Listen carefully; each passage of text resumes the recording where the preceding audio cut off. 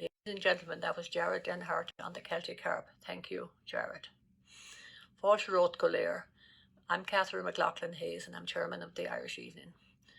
Good evening and welcome to the first virtual annual evening of Irish music and poetry. The HoCoPoLitSo's 43rd Irish Evening is a seasonal rite in Howard County. This year HoCoPoLitSo happy to welcome award-winning author Joseph O'Neill. Mr. O'Neill joins a roster of distinguished and award-winning poets and writers who have entertained us on the Irish Evening. And this includes the late Seamus Heaney, Frank McCourt, Anne Enright, Colm Tobin, Colin McCann, Nuala Whelan, and many others, including our esteemed MC for this evening, Belinda McKeon.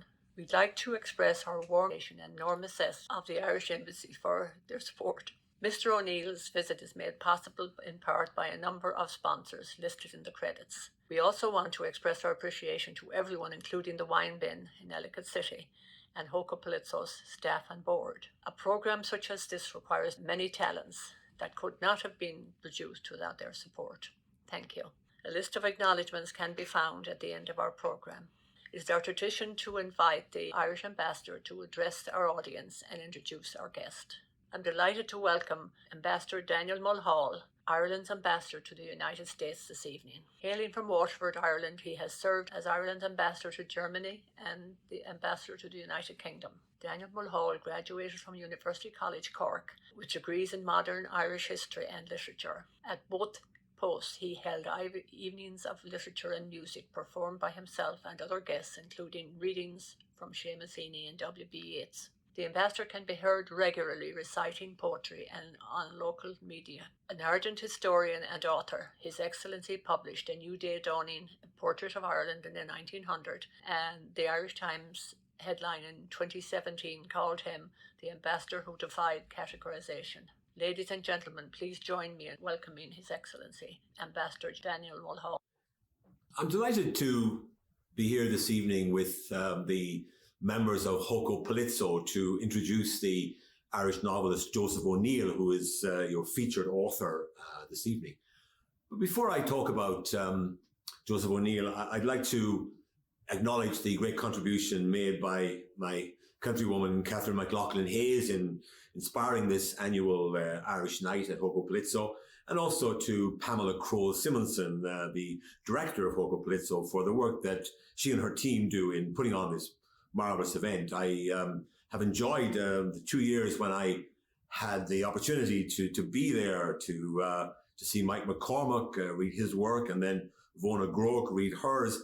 I was really impressed by the whole atmosphere there, the gathering of people from the HoCoPoLitSo community, the great sort of sense of enthusiasm for Ireland and for Irish literature that was obvious in the building on both of those memorable evenings. I want to also recognise Belinda McKeon, who will be your moderator this evening, and also the great Governor O'Malley, not just a great political figure, but also a musician of repute. And I look forward to hearing Governor O'Malley play some Irish music with his group. So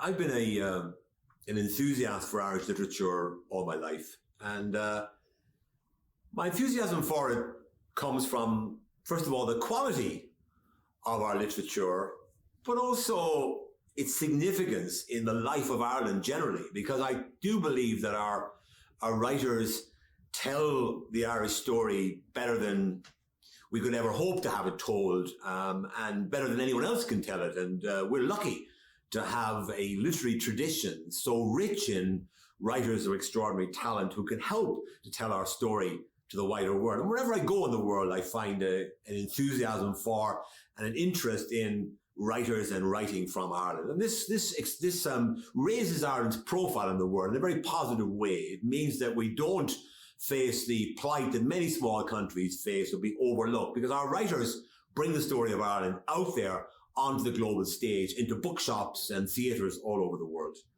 Of course, our writers have had a fascinating relationship with their homeland. For example, my favourite writer, William Butler Yates, who I'm actually the president of the Yates Society at the moment since last year, and I'm privileged to be in that position. William Butler Yeats lived much of his life outside of Ireland. He spent many years living in London, going back and forth from London to Dublin and the west of Ireland, which was a spiritual home, even though he spent much of his life in London. And then, of course, he spent his latter years in the south of France, where he died in 1939. James Joyce is an even more remarkable example of that tradition, in that he left Ireland as a 22-year-old and spent the rest of his life living in Trieste, Rome, Paris, and Zurich, where he died in 1941. But Joyce, even though he spent the bulk of his life outside of Ireland, hardly wrote a word that wasn't set in the Ireland he left behind in 1904. Then you have Samuel Beckett, a writer who left Ireland as a young man, moved to France, and then wrote many of his great works, including Waiting for Godot, in the French language. And Beckett, of course, continued to go back and forth around, and many people would say that Beckett's work is quintessentially Irish, even though it may have been written in French. And today, of course, we have Irish writers. Take Colin McCann, who lives in New York. We have many Irish writers. For example, Evan Boland, who sadly passed away last year, the great Irish poet, spent her life moving between Ireland and Stanford in California, where she taught creative writing. And we have many other writers as well, Irish writers, who spend at least part of their year here in the United States teaching literature and go back and forth between the United States and Ireland. Now, Joseph O'Neill is a wonderful Irish writer whose work is widely renowned, both in Ireland, where he's regarded clearly as an Irish writer. He was born in Ireland and spent part of his childhood there, and recognizes strongly his Irish heritage, which his name, of course, carries with him, around the world. But he has moved to, first of all, he is someone of a mixed background in that his mother was a Turkish lady.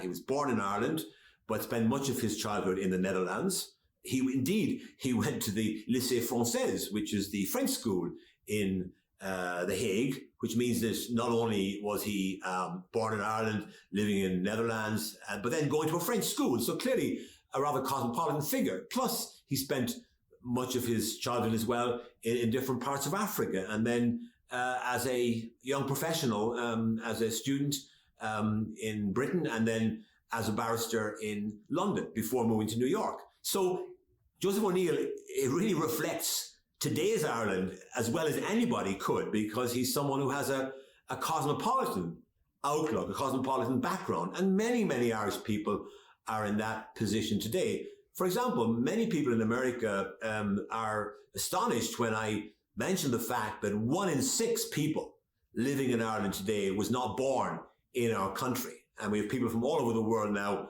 who are part of the fabric of today's Ireland. And Joseph O'Neill is an example of an Irish person, an Irish-born writer who has settled in New York. And he writes in a way that I think reflects his cosmopolitan background, because his great novel, Netherland, which was admired by many people, including former President Obama, who regarded it as an outstanding novel. It was a very well regarded, very well recognized international bestseller. But his novel, I think, reflects that sort of cosmopolitan background, because while it's set in New York, it's set among immigrants in the great city of New York who contribute so much to the vibrancy of New York and to the vibrancy of the city of New York. And of course, it also focuses around the game of cricket, which is not a game that you associate with the United States, but it's a game clearly that means a lot to people who move to the United States from other parts of the world. And so, in a way, Netherland, although it doesn't have Irish characters that are running through the book, because it deals with the phenomenon of migration and settling and becoming accustomed to living in a new country, it does echo the experience of many Irish people over the centuries who've come to live and work and spend their lives here in these United States of America.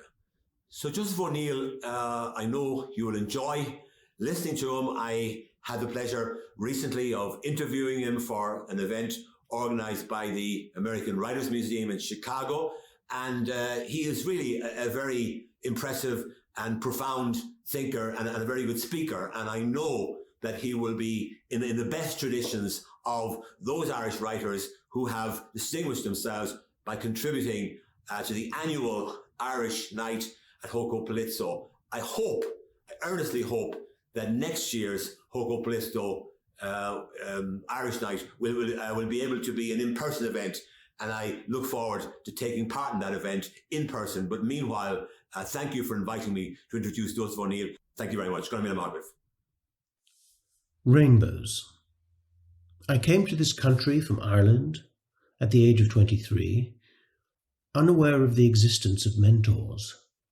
I'm certain that I had never heard the word mentee. The words in Ireland were not exactly the same as the words in America. When a classmate told me that she was going to meet her mentor, I had to ask her to explain.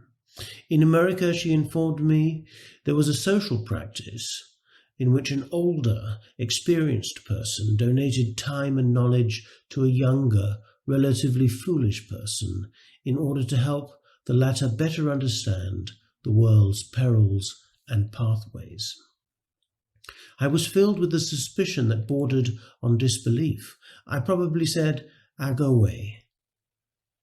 Ireland has changed, everyone tells me, and maybe this sort of suspiciousness is no longer current. I doubt it, however.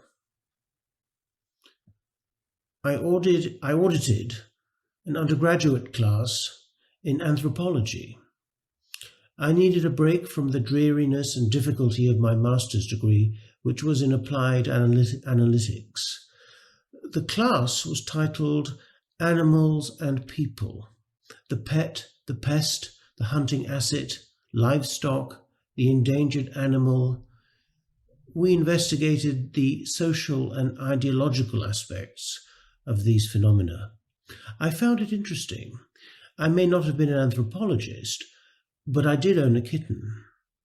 The professor whose class this was, Paula Visentin, became my mentor. Let me say that Paula was my elder by almost 20 years, but was cool in a way that made professors closer to me in age seem gauche and youthless. Her style was important to me. She was thin, of course. She wore her brown hair in a slightly scruffy shoulder-length cut with bangs, and she casually wore clothes by Martin Margiela, including a deconstructed grey wool jacket that I thought about for years with a feeling of bitter loss. Margiela, a recluse of great mystique, was rumoured to be Paula's personal friend, and that was about the coolest thing possible. Mystique was important to me at that time, and some nationalities had more mystique than others. Paula was Italian, from Trieste, a city, she once suggested to me, that still belonged to an invisible Austria-Hungary. She was left-wing to a degree that seemed almost unlawful. She emanated a worldliness in which intellectual and sexual powers converged. She spoke with a strong and beautiful Italian accent. She was unafraid. Our relationship began when I asked if it would be okay for me, a mere auditor, to see her during office hours, another new concept. She agreed on the condition that we meet at a coffee shop on West 141st Street. This was near her apartment, the precise location of which, it was somehow understood, would never be mine to know. Of course, I found out. We met about 6 times over the course of 2 years, always at my instigation, always at the same coffee shop. We sat at a particular table in the smoking section. I was honoured that she made time to see me, and I speculated that the honour had to do with a shared European identity. Paula seemed well disposed toward Ireland, a country, she once told me, that was incomparably supplied with rainbows. Exactly what we discussed I no longer recall, but I have a surviving sense of the excitement I felt when travelling to those meetings from Brooklyn. Many quandaries and crossroads characterized my life in those days, and I took pleasure in telling Paula about them. There was a lot to talk about, it seemed to me. I had not yet found a career, or love, or home or money. Simply to think about the foregoing, all of it, even the departure from Ireland, for some reason fills me with shame. The meeting that I think about was our last one. Paola was already at the coffee shop when I arrived. She immediately asked, "What has happened?" With tears in my eyes, I outlined the events of the night before. Certain details were too embarrassing and awful to relate, especially the details of how I'd come to find myself in the situation that produced what had happened.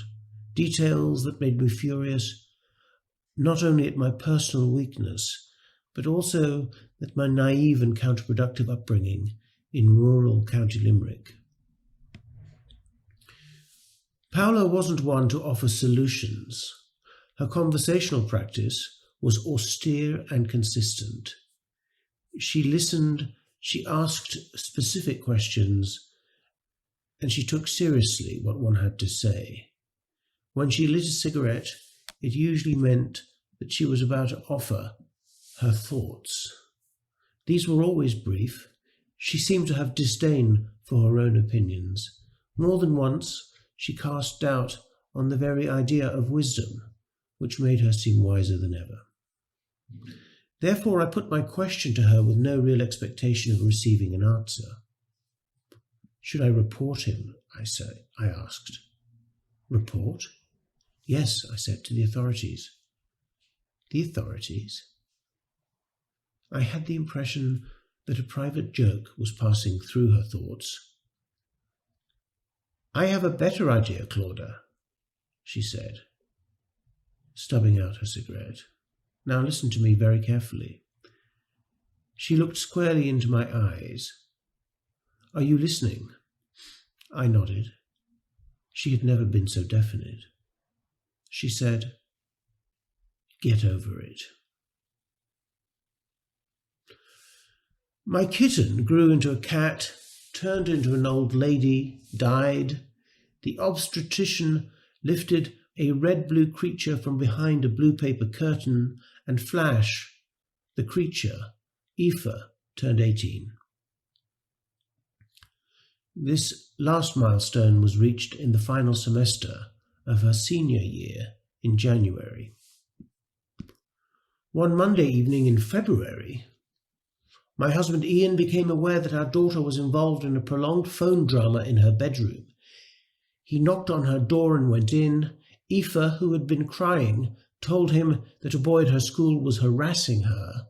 "Harassing as in doing what?" Ian asked. Aoife told him, harassing as in direct messaging her on Instagram after she'd told him more than once to stop. Harassing as in following her around at school all day and making her dread going anywhere.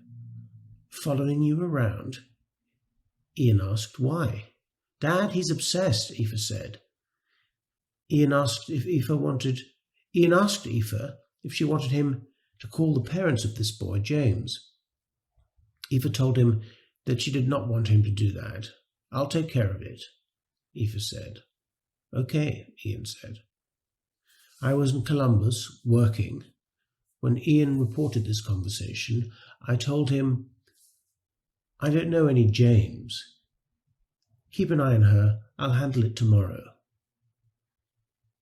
By the time I landed in New York early on Tuesday evening, there had been further developments. In the taxi home, I called Ian and learnt that our daughter had not gone to school that day. She had contacted the school to explain her absence and stated that she felt fearful about going in so long as James Wang was there. "James is James Wang?" I said. The school had asked Aoife if she wished to file a complaint. I said, File a complaint? What kind of complaint?" "There's a complaints procedure, apparently," Ian said. "There are regulations." "Go on," I said.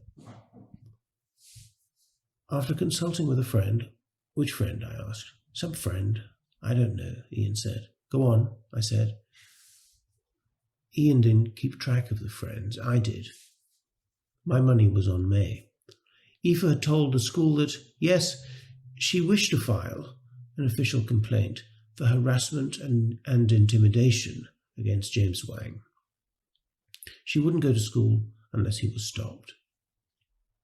I was nearly home. I'll talk to her, I said. I'm not sure she wants to discuss it right now, Ian said. I have spent 20 years in business talking to people, almost all of them men, who have not wanted to talk to me. Or if they have, they're not about the things I've wanted to talk about. This skill of making people talk to me against their will comes in handy in relation to my daughter. Aoife is a sensible girl, a very good student, but she is headstrong and furtive about certain things, and sometimes the issue must be forced. The issue is almost always the same: what the facts of her life are, and what she is minded to do about those facts, and whether what she's minded to do will or won't serve her interests.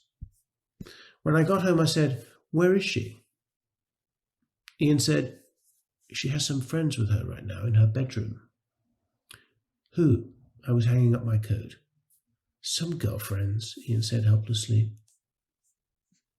I knocked on Aoife's door and went in.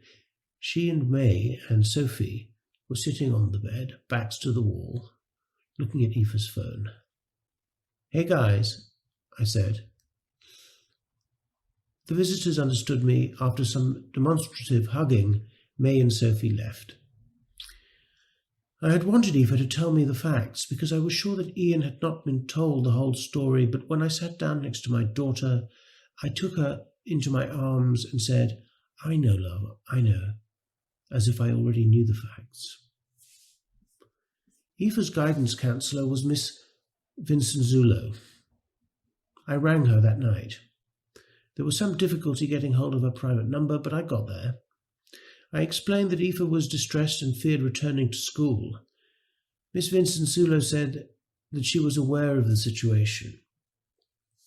I insisted that precautions be taken to protect our daughter.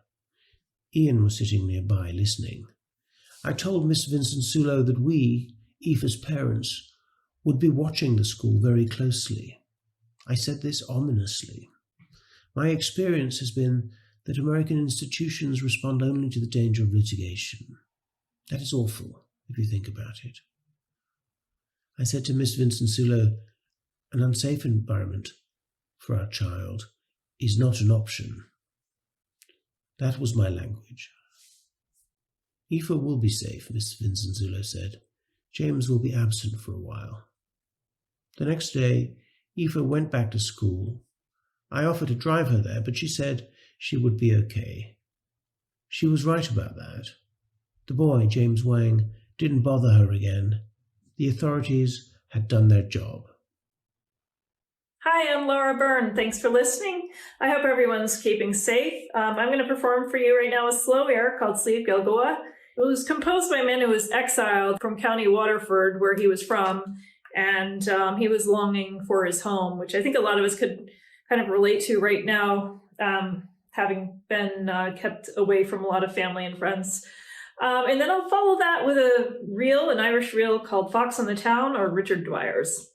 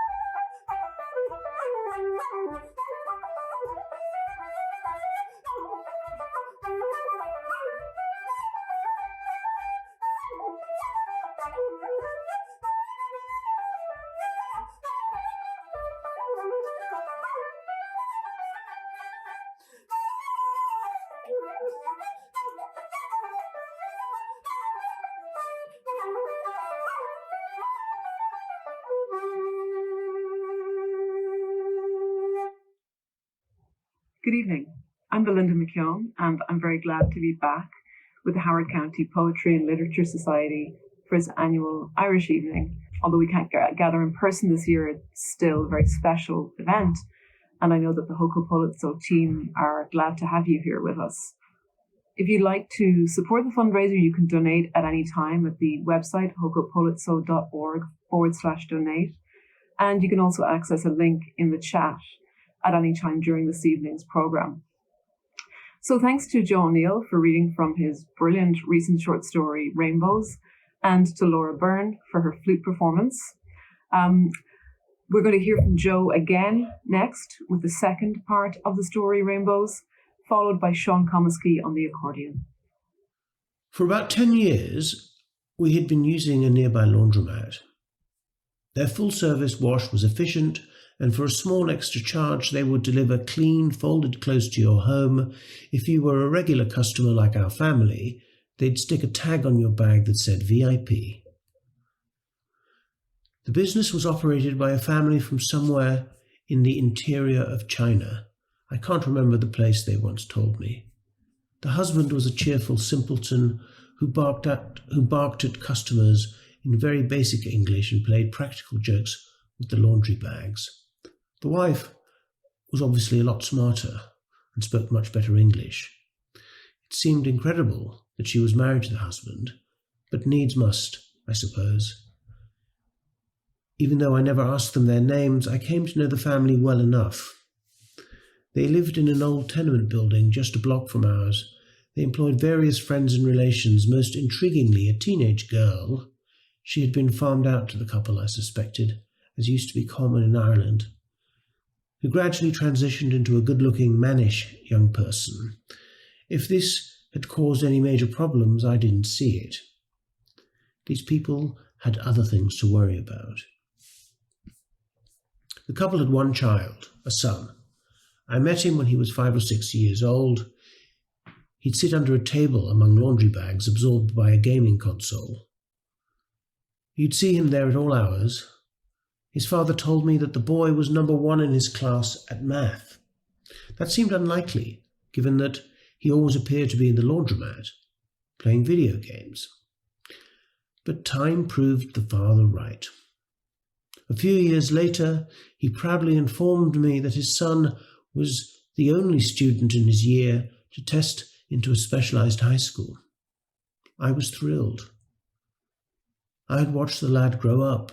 I'd seen him working the begloomed washing machines on sunny afternoons, and after he turned 12, making weekend deliveries. How many times had I buzzed him up to our floor? 100? 200? I had seen his parents working night and day for their boy. The laundromat stayed open from 7 in the morning until 10 at night, every day of the year, save New Year's Day. What a triumph for the family. One Sunday I stopped by the laundromat. The bag of whites we'd dropped off 2 weeks earlier hadn't been delivered. I wanted to check up on it. The laundromat presented a familiar and reassuring drama, with a double stroller occupied by a pair of oversized children, some harassed moms, a dishevelled man, and 2 hipsters. In the dimness at the back, behind a table piled high with bags, the mother and the trans or non-binary young person were going through a basket heaped with clean brights. I surveyed the bags stacked up against the wall. When I didn't see mine, I asked the mother, "The purple one?" She whispered something to the young person whose shortish black and purple hair had been fixed into cute little tufts. This person went into the storage room and brought out my sack. The tag on it said VIP $30. When I got out my wallet, the mother made a gesture of refusal. No money, she said. I was insistent, however. This was the first time that they'd failed to deliver as promised. That was hardly a reason not to pay. The mother said, "No money. You don't come back here again. Finished." She stood with her hands clenched at her sides. I didn't understand. I looked to the young person for guidance, but the person was examining me as if I were the curious specimen. "Your family bad to my son," the mother said. "Please get out now." "Your son?" I said. What was she talking about? "You know my son, James," the mother said. "James?" I said. And to my horror, I understood. Unconsciously, I had slung my bag over my shoulder. Now it was too heavy. I put it down. I said, "I didn't know. I had no idea. I'm so sorry." I wished I knew her name. Then I realized that I did know her name. "Mrs. Wang," I said. "I didn't know.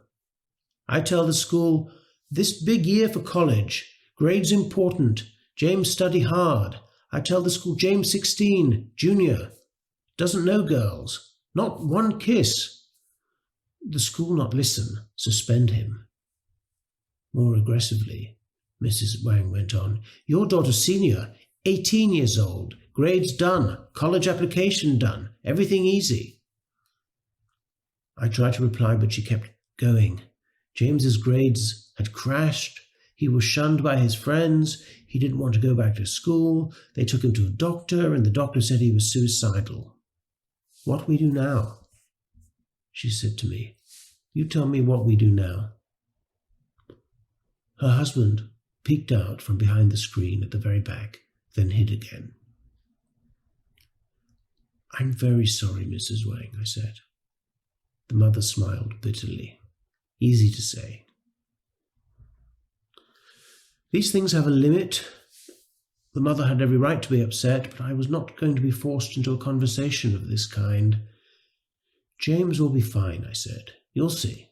I hoisted my bag over my shoulder like Santa. "Your family finished here," Mrs. Wang said. "I protect James."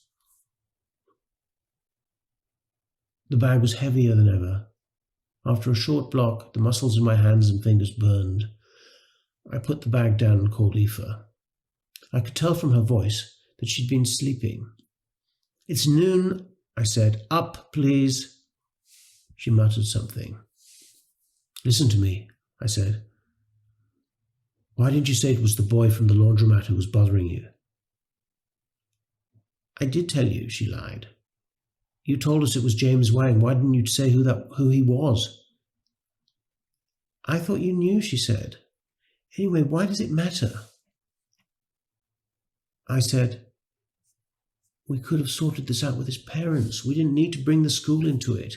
We could have handled it family to family." Aoife said nothing. "What happened to him exactly? Was he suspended? Aoife, hello?" "What?" she said angrily. "How long was he suspended for?" "I don't know." "Well, estimate." I was raging. There were so many things I had to stop myself from saying to her. "I don't know, Mom," she shouted. "Maybe 2 weeks. Mom, he's a creep. He kept following me around, not just at school, around here too. Ask May." "Tell me exactly what he did," I said. My daughter told me that James had been stalking her. He would hang around the subway station until she appeared and then get on the train with her, sometimes in the same car. He'd walk behind her on the way home, always keeping her in his sights, never overtaking her. He started to show up wherever she went at school, the hallways, the food truck, where she bought lunch. He was always there, hanging around, staring at her. Aoife told him repeatedly to leave her alone, but he didn't comply. He messaged her on Instagram, and after she blocked him, he messaged her again from a friend's account. "How many messages?" I said. "I don't know, Mom. 2. "What did they say?" "Just dumb stuff. You're pretty." She raised her voice again. "This is someone who comes into my home, Mom." One time she told me she'd instructed James through the intercom to leave the washing in the lobby. When she went down to collect it, he was still there, waiting for her. According to Aoife, he had a very weird, threatening look in his eye. "He's seen my bras, Mom," she yelled through the phone. "He's kept some of my panties. I know he has. There's 2 at least that are missing. He's a weirdo. He shouldn't be working with people's private things." Okay, I said, thanks. I know when my daughter is lying and when she isn't. The missing panties detail was absurd, but the rest of it added up. It didn't add up to much to my mind because James was a child. He had feelings that he couldn't understand or manage. The important thing was that I was informed. Information enables action. Right there on the sidewalk, I called Miss Vincent Sulo. It was a Sunday, but it couldn't wait. That is my core skill, I believe, making phone calls promptly and persistently. It is a surprisingly rare skill. I left a message. I wasn't optimistic about hearing back. But Miss Vincent Sulo did ring back right away. It took me by surprise. I hesitated to accept the call. The action I'd had in mind was to advocate on behalf of James and ask if the complaint could be struck from his record. But I knew how American organizations worked. It was a dark wood of decision trees. Either Aoife had had a well-founded grievance or she hadn't. Either she would have to retract her complaint or the school would have to retract its decision. The school would not retract, and neither I knew would my daughter. And nor would I advise her to. To admit to second thoughts would be to invite trouble. Everything was a mess. Everything was wrong. I didn't answer Miss Vincent Sulo. The laundry bag hadn't grown any lighter. I had 2 blocks to go. Men and women were striding past me. Cars and trucks were hurtling down the avenue. I struggled onward. In Ireland, if I needed a lift, I'd had only to raise a hand at the side of the lane, and someone, usually a stranger, almost always a man, would stop and bring me closer to my destination. When I got home, Aoife was ensconced in her bedroom. Later, she emerged in order to leave the house and see friends. Ian came back in the early evening, bearing takeout. He set out their paper plates and split 2 pairs of chopsticks. He held himself to a huge portion of everything. I joined him at the table but ignored the food. I said, "There's something I need to tell you. I don't know where to begin." With that, I began. Afterward, Ian said, "Jesus Christ, that's the kid? He looks like he's 13. Ian rarely sees me distraught. I don't like it when he does. "Hey," he said, "it's going to be okay." He was asking me to fantasize. He was asking me to invent a world made up of different facts. We did what we had to do, Ian bullishly continued. We protected our daughter. What the school did or didn't do, well, that's the school's business. This was American of him, the obsession with liability. I wanted to tell him, either you do the right thing or you do the wrong thing. But I said nothing. Some things can't be usefully discussed. At 9 o'clock I went to bed. Later that week, Ian found us a new laundromat. Later that year, Aoife got into Wesleyan. In the fall, we drove her up to Middletown in a rented van big enough to accommodate her bicycle and her mini-fridge and her cello. Hi everyone, my name is Sean McComiskey.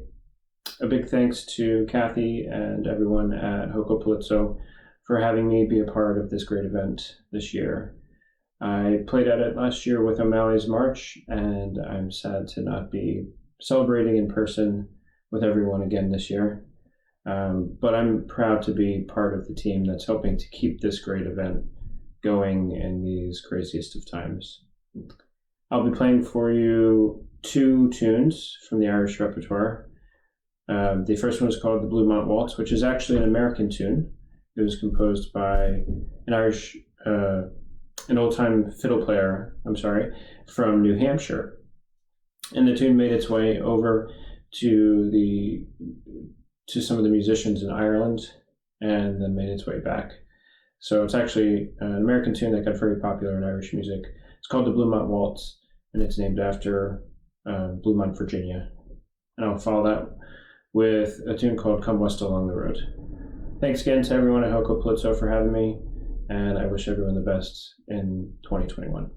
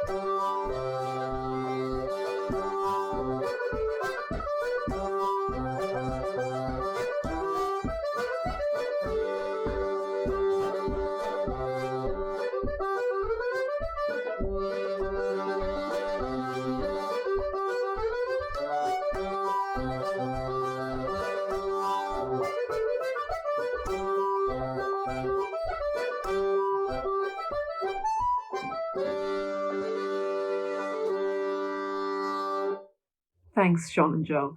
Now it's time for the audience to get to their feet for an Irish dance lesson with Maureen Berry, owner and director of the Teelin School of Irish Dance. You'll then get a chance to practice your new steps when Jim Egan plays 2 tunes on the fiddle. And then we'll be going back to Joe for the final part of Rainbows, followed by Q&A. If you have questions for Joe, please put them in the chat. The Q&A will be your questions and mine. So if there's anything you'd like to ask Joe about his story or about the writing life, now's the time. Put it into chat. Okay, take it away, Maureen. Hi, I am Maureen Berry. I am the director and owner of the Teelin Irish Dance Company, and today I'm going to be showing you how to do a few Irish dancing moves in your very own home.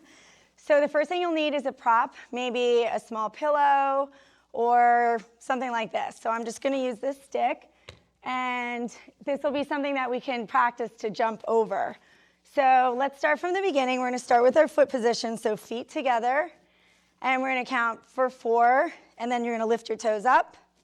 You're going to turn out, cross your feet, and then point your toe. So that's going to be your basic first position. So 1, 2, 3, 4, open 5, cross 6, point 7, up 8. And then from here, we are going to do over the bridge. So knee, knee, so you're going to point your foot and lift it up, hop, hop. And then you're going to straighten your leg and you're going to leap over whatever prop you chose to dance with today. Knee, knee, over the bridge. And then left foot, knee, knee, lift it up, over the bridge. And then you're going to clap, clap, 1, 2, 3. Put your hands on your hips and then jump, front, back, front, back, front, back. And then we're going to repeat it again. Knee, knee, lift it up, over the bridge. Left, knee, knee, lift it up, over the bridge. Clap, clap, 1, 2, 3. Hands on your hips. Jump with your feet together. Front, back, front, back, front, back. So that's the first part. So you do your foot positions, and then you're going to leap over the prop. And then the next part, we're going to skip around the stick, going to the right, right, right, left, left, right, right, left, left. And then we're going to go the other way. Same thing. Right, right, hop, left, left, hop, right, right, hop, left, left. So those are called hop 1, 2, 3s. So let's start from the beginning. 1, 2, 3, 4, open 5, cross 6, point 7, up 8. And then you lift your knee up, knee, knee, leap, leap over the bridge, left, knee, knee, leap, over the bridge, clap, clap, 1, 2, 3, hands on your hips, jump, 2, 3, 4, 5, 6, 7, left, knee, knee, over, knee, knee, over, clap, clap, 1, 2, 3, hands on your hips, jump, 2, 3, 4, 5, 6, 7, skip around, right, right, hop, left, left, right, right, left, left, other way, right, right, left, left, right, right, left, left. 2 more parts. So you put your hands back on your hips, and this is called the fire step. Point your right foot, and you're going to hop 3 times. 1, 2, 3. And so you don't put any weight on that foot. So let's do that again. 1, 2, 3. Bend it, hop, put it behind. Left. 1, 2, 3, bend it, hop, put it behind. And then from there, just one on each side. 1 point, hop, put it behind. 1 point, hop, put it behind. Clap, clap. 1, 2, 3. So that's your fire step. So one more time, we do 3, 3, 1, 1. Ready, go. 1, 2, 3, hop, put it behind. 1, 2, 3, hop, put it behind. One on each side. Point, hop, back. Point, hop, back. Clap, clap. 1, 2, 3. And then for this next part, we're just doing a box around whatever prop you have. You're going to face it and go around. That's it. Except we're going to be Irish dancing. So you want to jump with your feet together. Jump. Open, close, open, close, open, close. That's side step. Bring your foot behind, 2, 3. Behind, 2, 3. Face the stick. Jump, open, close, open, close, open, close. Hop behind, 2, 3. Hop behind, face your prop. Jump, open, close, open, close, open, close. Hop behind, 2, 3. Hop behind, last one. Jump, open, close, open, close. Hop behind, make your way back to the stick or your prop. And then we do the last thing, which is the bow step. So you do your knee, knee, over. Knee, knee, leap, over. One more. Knee, knee, over. Bow, up, clap, clap, clap, clap, hips. Hello folks, I'm going to play a couple of tunes for you. These are a few hornpipes. The first one is called The Rights of Man, and the second one's called The Boys of Blue Hill. 1, 2, 3, 4. Open 5, 6, point 7. Up on your toes on 8. Knee, knee, over the bridge.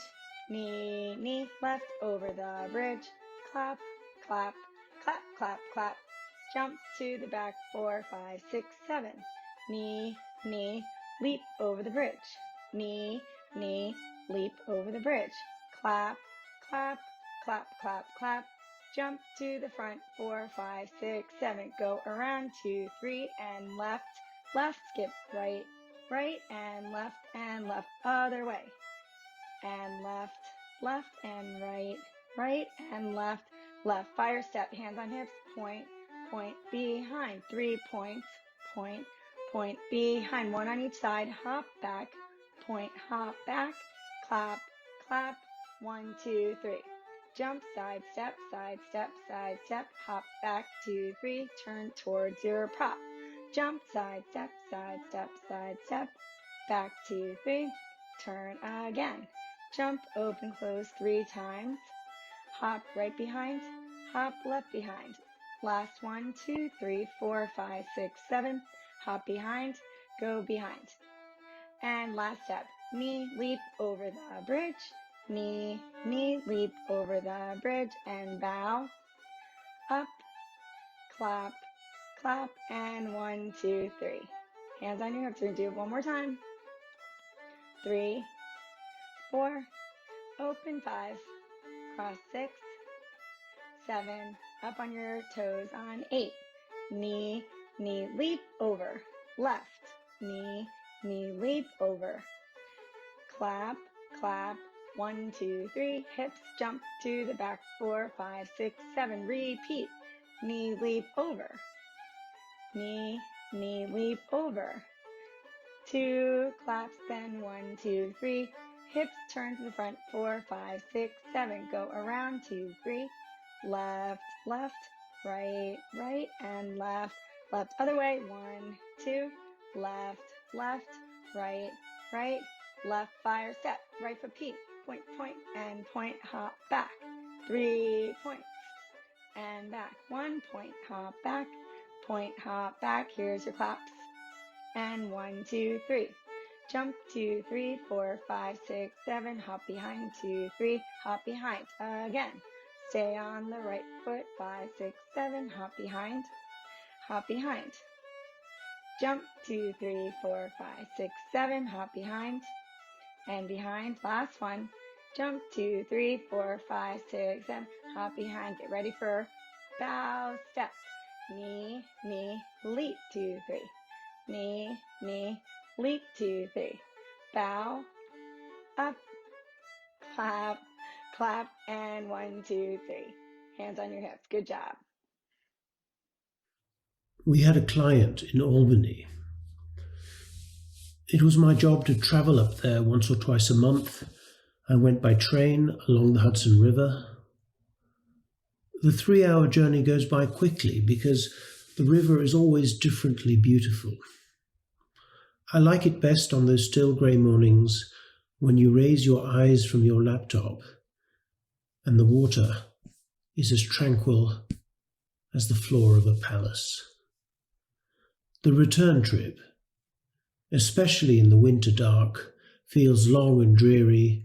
I usually try to get more work done.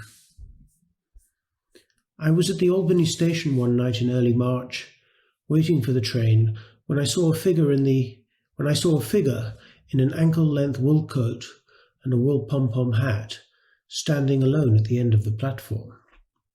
She was smoking a cigarette. Then the Maple Leaf, come all the way from Toronto, arrived with lights blazing and 2 conductors gallantly teetering in open doorways. The figure slowly approached, hands held behind her back, contemplating the ground. She was content to be the last passenger to board. I knew that silhouette from somewhere. Looking more closely, I saw the face of Paula Visentin. A train car's small staircase fell out with a thud. I sprang up the metal steps and turned left and kept going down the aisle until I reached the front of the train. I didn't want her to see me. I believe that I was embarrassed about what I turned into. A middle-aged, slightly overweight American woman in business attire, with no mystique and no Margiela. This wasn't an ordinary emotion for me. My self-accusations are usually about day-to-day failings. I have no large regrets about what I have made of my life. It is a worthwhile life. It is a worthwhile body too. Soon my panic was replaced by a contrary feeling, a euphoric, almost romantic desire to talk with Paula. Contemporaneously, I understood that what I wanted wasn't only to reconnect with my old mentor, but to inhabit the self I had been when I was Irish and young. This was also unusual. Looking backward isn't a trait of mine. It requires a kind of courage that I don't have and don't want. Hastily, I Googled Paula and learned that she had left Columbia, currently taught at SUNY Albany, and had published a book titled The Urbane, 2007. Then I got to my feet and walked along the aisles, scanning the passages to my left and right. They had come from mythic upstate places, Syracuse, Rome, Utica, and yet here they sat like ordinary 21st century mortals, watching movies or trying to sleep. I reached the cafe car. Paula sat alone at the table, reading a book in French. Her free hand held a bottle of beer. I continued to the bar, got a drink and came back. "May I sit here?" I said. Paula glanced upward and said, "Of course." Her hair was darker than ever, but finer and cut a little shorter. Silver roots gleamed at the parting. She wore a black cashmere sweater and a bracelet made of large gold links. Her face had the wrinkles of a long-term smoker. She was thin. She hadn't recognized me. I stirred my double Bloody Mary with self-confidence. I said joyfully, "Paula, it's me, Claudia." Paula looked up from her book. She removed her reading glasses. She was having difficulty placing me. "Ah, yes, Claudia." "How are you, Paula?" With a wry motion of the eyes and mouth, she signalled that everything was as well as could be expected. She said, "So how has your life turned out?" I laughed. It was a thrilling question from a thrilling questioner. To answer Paula, to hear myself narrate how things had gone for me, made my life seem coherent and adventurous.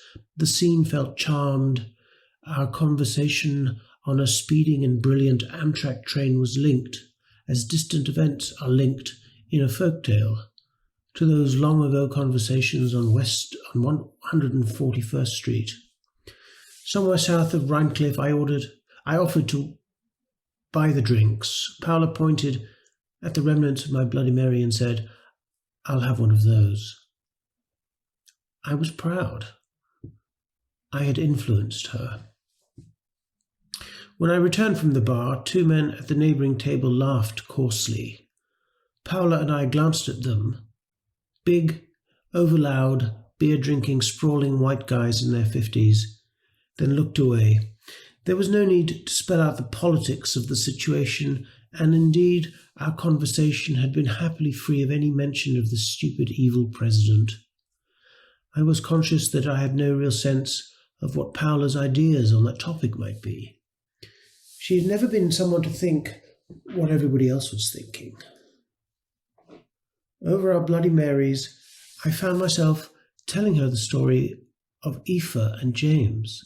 She listened, as of old, with calm interest. She expressed curiosity about the technicalities of the complaint procedure. Does the school write the rules, or is it the Department of Education? But otherwise said very little. When I was done, Paula raised her eyebrows. After a few moments, she said, "Aoife must be an Irish name. It's beautiful." This oblique response was in character, but I needed more from her. Surely she saw how ashamed and anguished I was. The men across the aisle broke out once again into noisy laughter. It drew Paula's attention. "Have you noticed," she said suddenly, "how degenerate these so-called Irish and Italians are in this country? It really is quite interesting." Her voice was almost certainly audible to the two men, although I didn't dare look to see if they were listening. "How tenaciously," Paula said, "Irish and Italian Americans clung to their so-called heritage, and yet how little resemblance their mores and outlooks bore to those in the old countries. There was," she said, "a certain pathos in the situation of communities morally misshapen, presumably by their ancestors' brutalizing experience of poverty, emigration, and assimilation. Notable also was the recent and deepening fusion of these two ethnic groups by intermarriage, which had had the effect of creating a hybrid identity founded on comical and grotesque notions of racial self-worth. She was thinking of writing something about it. It would involve, Paula said, a lot of research on Long Island, a part of the country that had long fascinated her. She said with a small smile, "You look puzzled, Claudia." Was she testing me? Did she suspect me of Irish-American degeneracy? I felt under scrutiny that I disappointed her with my story of my business career and my maternal ups and downs. Had she always been such a snob? "Sorry," I said, I was distracted. This thing with the boy from the laundromat." I shook my head. Paula asked, "He's not making trouble anymore?" "Well, Eva's at college. We've had no contact." "So it's a happy ending," she said. Was she being ironic? Was she bored? "It isn't Eva I'm worried about," I said. "It's James. He's got a suspension on his record for sexual harassment of all things."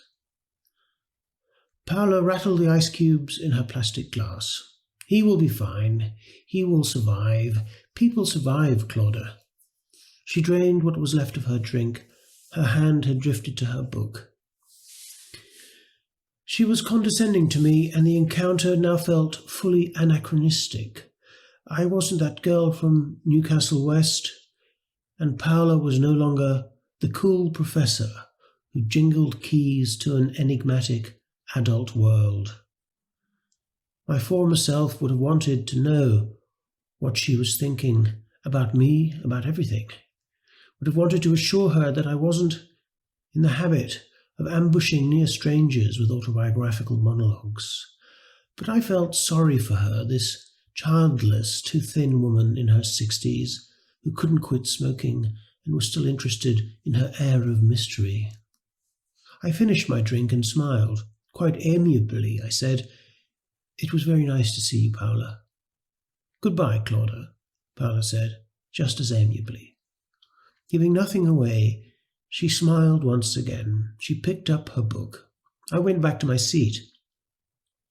The train stormed on and on. Time stormed onward too. In the spring, I went into our local Duane Reade. There I ran into someone I didn't want to see. The checkout staff, one woman, had temporarily absented herself, and this had resulted in a long line of customers that wound around belt barriers and from there into an aisle enclosed by tall racks. I joined the line and waited. Soon enough, everyone shuffled forward, and I progressed beyond the racks and into the open area with the barriers. Facing me in the winding line, in effect approaching me on my right, was Mrs. Wang. There was no question of fleeing. You make your bed and you lie in it. Away from that hot, dark laundry, she looked a lot younger. She was in her mid-30s, I realized. Then a movement of the line placed us alongside each other. We exchanged polite nods. "Hello, Mrs. Wang," I said. "How is your family?" "Good," she said. "Your family?" "Good, thank you," I said. She gave me a more searching look. She said, "Your daughter good?" "Yes," I said. I forced myself to utter the sentence, "How is James?" "Good," she said. "Accepted by number 1 college." She smiled. It was an amazing smile. She said, "University of Pennsylvania, Ivy League." "Congratulations," I said. "He's a good lad." Mrs. Wang said, "Yes, work hard." Then the line quickened and she was called forward to make payment. When Ian came home that evening, I told him that I wanted to visit Ireland again to see my brother. "Sure," he said, "it was fun last time." The last time had been when Aoife was 4 years old. She was anxious about going until I promised her that we'd see rainbows. After that, she would not stop talking about the rainbows of Ireland. It worried Ian a little. "There had better be rainbows," he said. "There will be," I said, but I was worried too. On the airplane, Aoife asked me, "Are rainbows real?" She was suspicious. "They are," I said. We landed at Shannon in the morning. In the rental car, Aoife was wide awake and inspecting the sky. It was a windy spring day with white and grey and blue clouds speeding in from the west. We had not been driving for more than a few minutes when Ian said, "Aoife, look." A rainbow faintly showed above the estuary. "Rainbow!" Aoife shouted. We drove from County Clare into Limerick, then back out towards Newcastle West. There were so many rainbows that we stopped looking for them before we reached Adair. Joe. Hi, Belinda. So this is the live part of the evening. Hi, everybody. Thank you so much for that reading. Thank you to Maureen and to Jim for the music and the dance, to the other performers, and of course to everyone at HoCoPoLitSo's for making this evening possible despite the restrictions we're all living under. Joe, we're going to have a conversation about your work. It's probably a little shorter than it would be if we were on stage in Howard County, but there are also some questions coming in from the audience. But I wanted to start by just saying how much I love that story. When it first came out in the New Yorker, was it late last year or early this year? It's all a blur at this stage. Yeah. I actually listened to you read it on the app. You know, you did a recording, and I just have such vivid memories of walking to my rented office where I live here in the Hudson Valley, listening to you reading Rainbows, and the discovery of all the different elements that you managed to combine in that story. I mean, it's deceptively complex. There are so many things happening. There are so many aspects, I think, of your identity as a writer in there.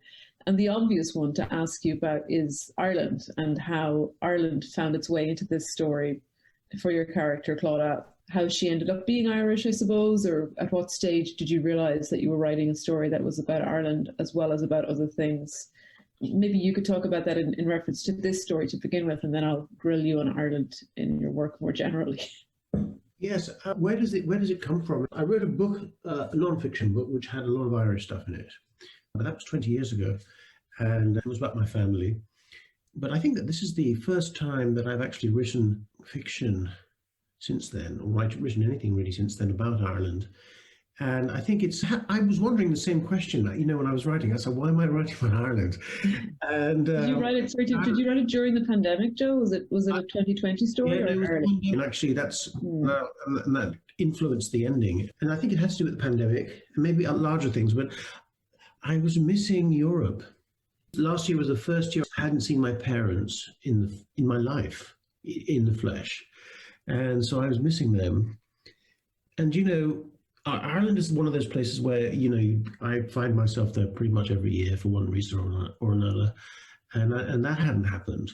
And so I had this kind of transatlantic kind of yearning, or whatever you want to call it. Yearning sounds a bit strong, but maybe it was a yearning.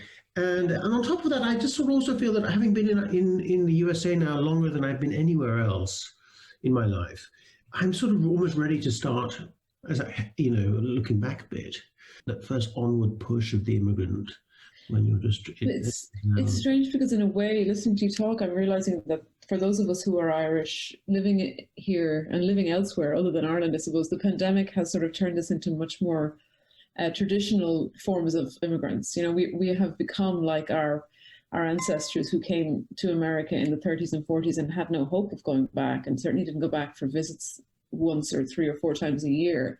You say yearning, and it is yearning. We've turned into Irish Americans because we're here now and we can't go back there. We can, with intense difficulty and quarantining in hotels and all sorts of things, not to mention becoming social outcasts for traveling. It's changed the nature of our Irishness and our immigrant identity. So it's something like that, I suppose. Yeah, I mean, that's it. It just seems a lot more, you just feel a lot more separated than you would normally. And the sort of multi-identity kind of sort of thing that a lot of people do, when they're over here. Oh, I'm here, but, I'm also there. And you sort of weigh them all up. It becomes much harder. I think you're just kind of stuck here. But the pandemic, since you mentioned it, was important because, I was writing this story and it was about, my first idea was about a mentor. I always wanted to write about a mentor. And in fact, I didn't really write very much in the end about the mentor relationship, which was a sort of, I'm like the narrator. I mean, I'd never really heard of a mentor before until I came here. And then people wanted, kept talking about their mentors. I'm like, who are these people? Maybe because of the way, and that may be changing in Ireland as well, because as people go more to, creative writing schools and stuff like that, and the idea of you're just more in touch with writers who are your teachers and would have to, I suppose, take an interest in your career because of responsibility. But anyway, I was writing about mentors, and then I was also writing about this other immigrant story about the Chinese family, and it was all going rather gloomily. And I finished my first draft, and it didn't have that bit about rainbows at the end. And then it's a story that ends rather hopefully. Absolutely. And it was like, and I did it partly because of the pandemic. and partly because it was the least expected ending I could come up with. I mean, the story sort of like the train itself, it's hurtling through time into, there's only one place it's going to those tunnels. And I just thought that the most unexpected turn for this story would be to end it on a note of, I think, realistic hope. Yeah. Part of existing in the pandemic is existing online, watching other people's experiences of the pandemic. And certainly during the first lockdown in the spring, photos of people in Ireland standing under rainbows were extremely common. It became a trope for we can get through this or better times ahead. They're still in lockdown, so I think there's a whole other spring of rainbows about to come. Ireland is actually the world's best rainbow place. I didn't know that. That incident about going with a young child and saying there'll be rainbows, don't worry about it, and then just slightly worrying on the plane, that is autobiographical. That's with Georgie. I was like, there'll be rainbows, my daughter. Getting tired of rainbows. It's a beautiful way to end. Yeah. There are some really good questions in the chat, Joe, so I'm going to actually go to those because one of them relates to rainbows in particular, and then there's a couple of questions which ask you to talk about your work in a larger sense. So Tara has a question. Tara asks about the structure of the story. Absolutely, I agree, Tara. There is a beautiful structure. It's organic, and it's, as like I said earlier, it's complex, and it sort of sneaks up on you. You realize how many strands there are, how many different things are happening in the story. So, Joe, could you speak a little bit to your approach to creating a story's framework or structure? Yeah. How conscious is that? I mean, you've answered it a little by talking about the rainbows coming in a second or third draft. Yeah. Do you know the shape or the structure of a story when you begin, or how does it emerge? No, I don't. In the last 10 years, I've been writing short stories much more frequently. I actually find it the form which I most prefer writing in now. It is a sort of thing where I always feel like when I'm doing a story, I have one or two ideas and I need a third idea. So in other words, I often start off with, I'm going to write a story about a mentor, for example, and then I sort of know that I need another 2 or 3 stories to really make it work and to make it unexpected to me. And then what I often do is I have a file of story ideas which are completely unrelated. And then sometimes I will look into that file and I'll say, what story could I just throw at this story? And that's what I did here. The rainbows thing I'd made a note about some time ago. And the story of the boy from the laundromat who runs into trouble was another story. Mm-hmm. So it's a question of intuitively putting them together and sort of trusting your, I guess, technique and your intuition to sort of pull it off. And then it should come pretty quickly once the initial 5 years of thought. Right. The stuff under the tip of the iceberg. And I mean, I was overjoyed to see a story which combined Martin Margiela and Ireland as well. That's long overdue. I have a note about him, but I just I don't know where that came from. But well, fashion, Joe. You're an icon. There's a question from early on tonight from Ed Young, and that's a question about Netherland, actually. So Ed is a big fan of the novel from now, I guess, 13 years ago, thereabouts. And it talks about the nuggets, the elements that are woven together in the novel. But he has a question about the end of the book, about the story that Chuck tells about running away from marijuana growers. It says that it reminds Ed of his own anxiety dreams, like being in front of a group of people to give a speech and not knowing what to say. It seems like a metaphor. I suppose that scene seems like a metaphor that Chuck tells the story about running away from marijuana growers. Does that make any sense to you, Joe? And I suppose maybe a larger question out of that is, do you work with metaphors a lot in your fiction? Do they appear like rainbows organically? That particular book had it had its own kind of scheme of resonances, as they all do, as novels all do, actually. You try to make your novels kind of echo internally so that there's more going on for the reader than simply the experience of the sentence or the experience of the plot. That particular scene at End of Netherland, for those who haven't read it, is told by a Trinidadian called Chuck Ramkissoon, who remembers being in a wild part of Trinidad and accidentally being in one of the last remaining parts of the rainforest, or near there, and running into people growing some sort of substance which they shouldn't be growing. And that actually is a real story, which I got from one of my great pals in Trinidad, who was a kind of model for Chuck Ramkissoon, who told me about that story in his childhood, down to all the details were just lifted from his story. So it required no kind of imagining from me. But the idea of running away through the forest from pursuers is like where your life horribly corresponds to a nightmare. You know, you're thinking to yourself, is this it? Is this really happening to me? Is this my life? And yes, it is. Just to connect it back to Ed, I've had very similar life-threatening experiences in public speaking situations. So I know exactly the sort of fear he's talking about there. But I'm not going to tell my public speaking nightmare story. Your anxiety dreams? No? I don't actually have anxieties about public speaking. I just have horrifying real-life experiences. I almost don't want to know because I feel you don't need to my own anxiety dreams. Diane Connolly has a beautiful question in the chat. Diane notices that one of your books, short story collection, is called Good Trouble. And being reminded that this is Black History Month, she says, of John Lewis, who died last year, used that phrase as a way of reminding us that justice often requires us to make good trouble with our lives. Is your work of the title Good Trouble connected with John Lewis? I mean, I guess, was it in any way an inspiration or feed into the title? And Diane also says, which is true, in listening to Joe's reading, she thinks you're also committed to giving your life for loving kindness and fairness. And I mean, I would like to mention Joe's work in raising a lot of money for a school in Syria for refugee children over the last few years, which he has done quietly and just made a real difference. So that's absolutely true of him, Diane. But Joe, maybe the question about Good Trouble. It definitely came from John Lewis. That's where I got it. And John Lewis wasn't somebody I knew, actually, until I came to America. Like many people, I became much more politically active and anxious after 2016. It was during that time that a lot of those stories from that collection were written. And they had in them, in a rather submerged way, I feel, a sort of sense of crisis, which had to do with the political situation. And there's in one of the stories, it's a pathetic attempt to protest something. It's a sort of moment when I think the Good Trouble phrase sort of comes from that. But I did see John Lewis. It was one of the greatest experiences. I did see him. I don't know, were you there, Belinda, at some National Book Award ceremony? I don't think so. Oh, wait a minute. I was at the after party. The after party, yes. Yeah, I got to see him give his speech because he'd won an award for a children's book, actually. That's right, yeah, the graphic novel or, yeah, the comic book. Yeah.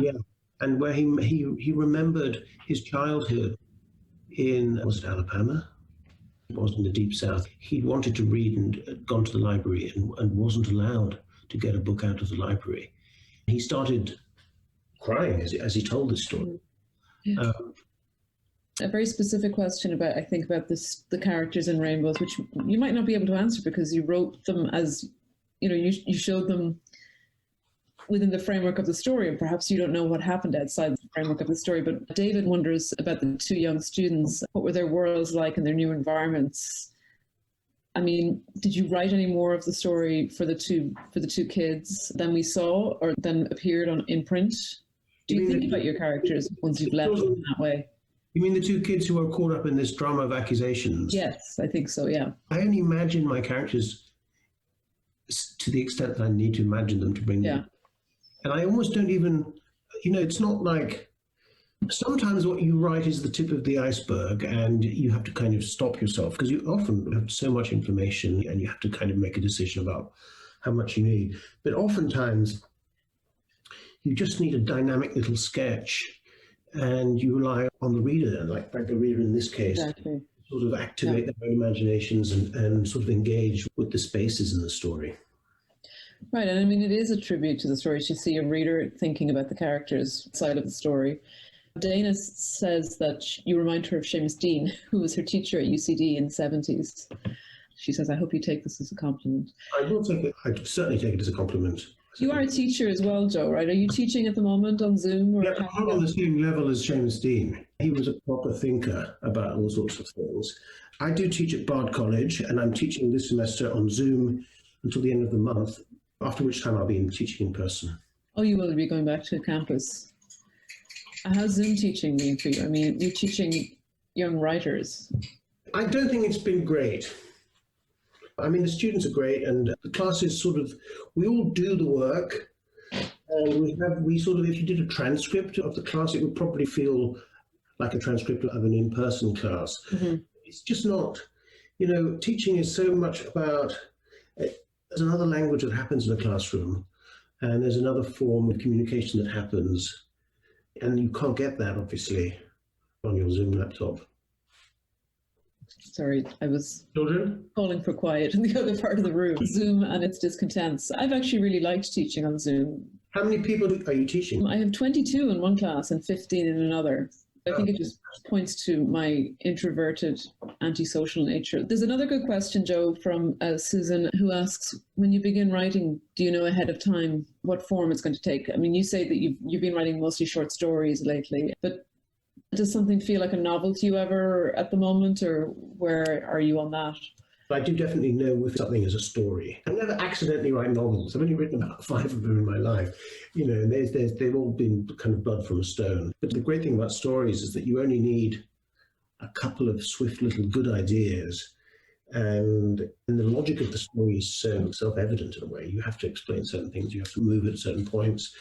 Well, I think we're coming almost to the end of our time, and I wish we had more time to talk, but I guess it's another aspect of Zoom. You know, we can't keep people too long staring into their screen without their blue light glasses on. So I'm going to say a couple of thank yous, most of all to Joe for being with us this evening and for reading Rainbows and for his writing. I want to thank everybody from HoCoPoLitSo and to remind those of you who are in attendance that this is a fundraiser, and if you want to support the society, there's a link in the chat for donations. We're going to close with a sing-along held by former Maryland Governor Martin O'Malley, who's going to sing Hard Times Come Again No More. So but before we do that, I've been asked to raise a toast, and I don't really have a toast off by heart, but I think that there are things we should toast this year: friendships, the hope of gatherings in the future, the fact that we are able to gather in this way and to make things work and to be together. I think we should toast writing and reading, and I think we should toast science and vaccines and rainbows. May there be more rainbows, so many rainbows that we get sick of them. To take an idea from Joe's story, I have a drink in hand. I was ready. I hope you all are. So here's to rainbows, and lots of them. Thank you so much, everybody. And now I think it's time to sing Hard Times. Hello to everybody out there. HoCoPoLitSo. I want to bring you greetings from a quarantined and still locked down West Wing of the White House. Yes, Katie O'Malley's White House with green shutters here in Homeland, in Baltimore City, land of the free, home of the brave. I've been asked to offer up a sing-along song for you, and they tell me that through the miracle of modern technology in this pandemic age, that they might actually scroll up the words on the screen while we are all singing. But let's be honest, if they have to put the words on the screen, it's not really a good sing-along song. And this one has passed the test of time since 1855, thanks to Stephen Foster. So here we go. I'm going to give you the chorus. I'm going to give it to you just once because I have a time limit here. 'Tis the song, the sigh of the weary. Hard times, come again no more. Many days you have lingered around my cabin door. Oh, hard times come again no more. Have you got it? As we seek mirth and beauty and laughter bright and gay, there are frail forms fading at the door. Though their voices are silent, their weary looks do say, oh, hard times come again no more. 'Tis a song, the sigh of the weary. Hard times come again no more. Many days you have lingered around my cabin door. Oh, hard times come again no more. There's a pale, sorrowful maiden who pines the day away, whose worn heart's better days are o'er. Though her voice shouldn't be merry, it's sighing all the day. Oh, hard times come again no more. Here we go. 'Tis a song, the sigh of the weary. Hard times come again no more. Many days you have lingered around my cabin door. Oh, hard times come again no more.